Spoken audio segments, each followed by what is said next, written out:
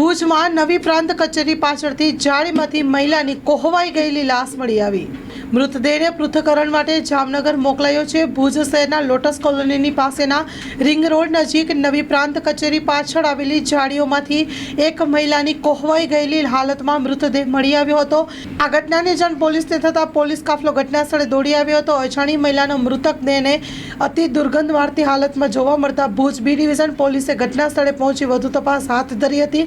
મહિલાના મૃતદેહને પોસ્ટમોર્ટમ માટે પ્રથમ જીકે જનરલ હોસ્પિટલમાં લઈ જવાયો હતો અને ત્યારબાદ ફોરેન્સિક પોસ્ટમોર્ટમ માટે મૃતદેહને જામનગર રવાના કરાયો છે, જેના પૃથ્થકરણ બાદ મહિલાનું મૃત્યુ પાછળનું ચોક્કસ કારણ જાણી શકાશે। આ અંગે ભુજ બી ડિવિઝન મથકે નોંધાયેલી વિગતો મુજબ ગઈકાલે શહેરના લોટસ વિસ્તાર પાસે રિંગ રોડ તરફ નવી પ્રાંત કચેરી પાછળના નિર્જન સ્થળેથી કોહવાઈ ગયેલી હાલતમાં મહિલાનો મૃતદેહ મળી આવ્યો હતો।